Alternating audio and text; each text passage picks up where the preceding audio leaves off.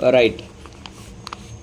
With regard to the sugarcane dues of the previous crushing season, it is sought to be contended that at the time of allotment of cane purchase centers in question by the cane commissioner on 20th November 2016, many other sugar mills were also in a default of the payment of arrears of a previous crushing season, and they were either allotted more quantity of sugarcane and their areas were not curtailed. Pulsha, the arrears of cane dues of the sixth respondent for crushing season 2015-16 cannot be made the sole determinative factor in the assignment of a cane purchase center. Pulsha, each and every guided factor under Rule 22 of Rules of 1954 is equally important in the matter of reservation and assignment of area. Full stop.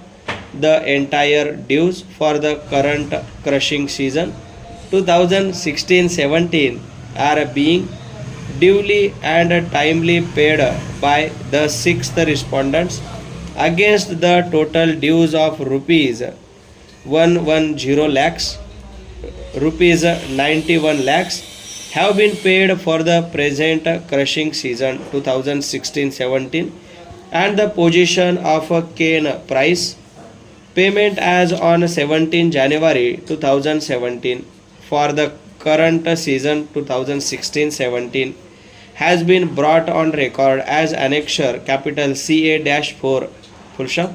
So far as dues for the previous crushing season 2015-16 are concerned, it is submitted that the sixth respondent is making all efforts to clear its debts of the previous crushing season, and the sixth respondent is required sufficient sugarcane for its survival, revival, and for clearing its past dues. Para.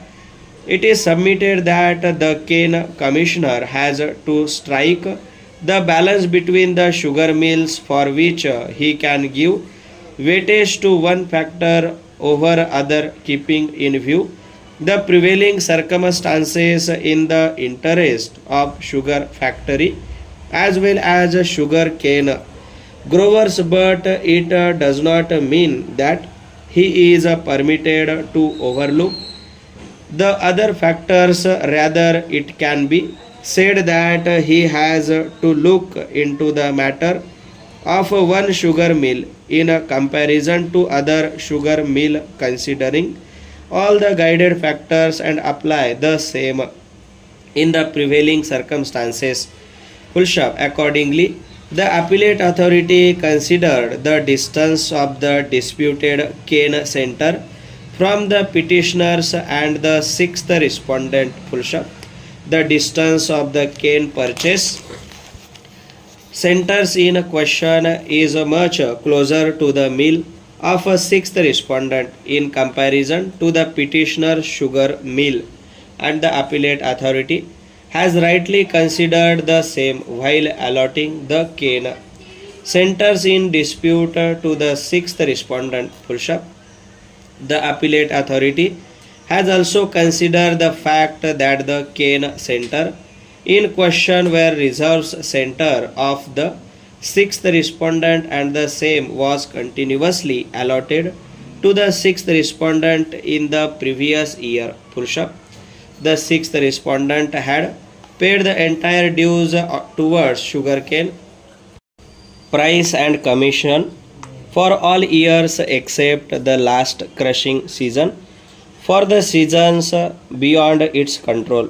Full stop. The sixth respondent was constrained to approach the Board of Industrial and Financial Reconstruction in the year 2015.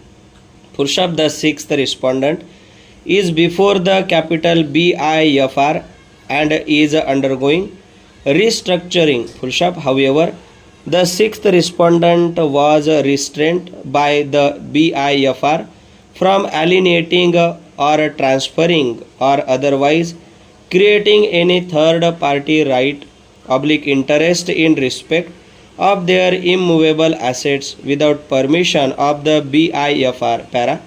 Against the order dated 6th June 2016, the sixth respondent had preferred an appeal before the Appellate Authority for Industrial and Financial Reconstruction, the AAIFR, set aside the order dated 6th June 2016 and permitted the sixth respondent from selling its assets, in terms of the said order.